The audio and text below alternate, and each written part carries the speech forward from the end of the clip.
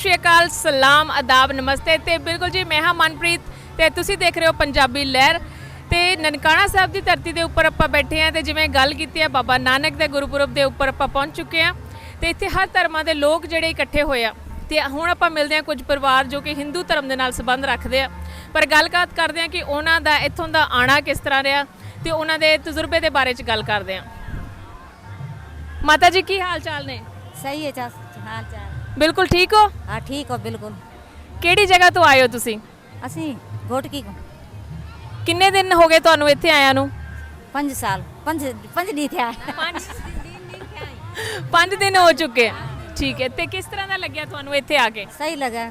हाँ ਕੀ ਦੇਖ ਰਹੇ ਹੋ? ਤੁਹਾਨੂੰ ਕਿਹੜੀ ਚੀਜ਼ ਸਭ ਤੋਂ ਜ਼ਿਆਦਾ ਪਸੰਦ ਆਈ ਹੈ? सबसे पसंद आई ये चीज़। हाँ कौन सी चीज़ सबसे ज़्यादा पसंद है?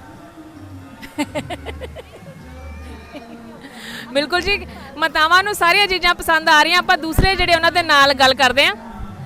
ਸਤਿ ਸ਼੍ਰੀ ਅਕਾਲ ਜੀ। हाँ ਕਿਵੇਂ ਹੋ ਤੁਸੀਂ? सही है सही है सही है। ਕਿੰਨੇ ਦਿਨ ਤੋਂ ਤੁਸੀਂ ਇੱਥੇ ਆਏ ਹੋ? 5 दिन थे। ਕਿਸ ਤਰ੍ਹਾਂ ਦਾ ਲੱਗਿਆ ਇੱਥੇ ਆ ਕੇ ਤੁਹਾਨੂੰ? अच्छे ਕਿਸ ਦੇ ਨਾਲ ਆਏ ਹੋ ਤੁਸੀਂ? ਕੌਣ ਆਇਆ ਤੁਹਾਡੇ ਨਾਲ? बेटा हाँ बेटी नू बेटी नू। ਤੇ ਬਿਲਕੁਲ ਜੀ, ਬੱਚਿਆਂ ਦੇ ਨਾਲ ਵੀ ਆਏ ਆ ਤੇ ਇੱਕ ਸਾਡੇ ਮਾਤਾ ਜੀ ਹੋਰ ਆ, ਉਹਨਾਂ ਦੇ ਨਾਲ ਵੀ ਗੱਲ ਕਰਦੇ ਆ। ਕੀ ਹਾਲ ਨੇ ਮਾਤਾ ਜੀ ਤੁਹਾਡੇ? सही हाल है ठीक है। ਤੁਸੀਂ ਕਿਸ ਦੇ ਨਾਲ ਆਏ ਹੋ?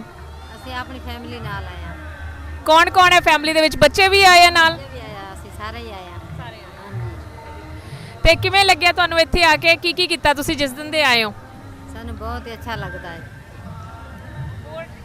ਹੋਰ ਕਿਹੜੀ ਚੀਜ਼ ਸਭ ਤੋਂ ਜ਼ਿਆਦਾ ਵਧੀਆ ਲੱਗੀ ਹੈ? ਸਾਨੂੰ ਸਭ ਚੀਜ਼ ਅੱਛੀ ਲੱਗਦੀ ਹੈ। ਨਾਨਕ ਸਾਹਿਬ ਤਾਂ ਬਹੁਤ ਹੀ ਅੱਛਾ ਲੱਗਦਾ ਹੈ।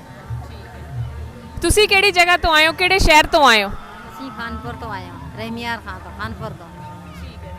ਸੋ ਮਾਤਾਵਾਂ ਜਿਹੜੀਆਂ ਕਾਫੀ ਦੂਰ ਤੋਂ ਆਈਆਂ ਤੇ 5 ਦਿਨ ਦਾ ਲਗਭਗ ਸਮਾਂ ਹੋ ਚੁੱਕਿਆ ਇਹਨਾਂ ਨੂੰ ਇੱਥੇ ਪਹੁੰਚਿਆ ਨੂੰ, ਤੇ ਇਹਨਾਂ ਨੂੰ ਬਹੁਤ ਵਧੀਆ ਲੱਗ ਰਿਹਾ ਇਸ ਜਗ੍ਹਾ ਦੇ ਉੱਪਰ ਪਹੁੰਚ ਕੇ। ਗੁਰਪੁਰਬ ਦੀਆਂ ਖੁਸ਼ੀਆਂ ਜਿਹੜੀਆਂ ਮਨਾਈਆਂ ਜਾ ਰਹੀਆਂ ਤੇ ਇਹਨਾਂ ਨੂੰ ਆਪਾਂ ਸਤਿ ਸ਼੍ਰੀ ਅਕਾਲ ਕਹਿੰਦੇ ਆ ਤੇ ਚੱਲਦੇ ਆ ਕੁਝ ਹੋਰ ਮਾਤਾਵਾਂ ਤੇ ਸਾਡੀ ਹੋਰ ਸੰਗਤ ਨੂੰ ਮਿਲਣ ਦੇ ਲਈ। ਸਤਿ ਸ਼੍ਰੀ ਅਕਾਲ ਜੀ।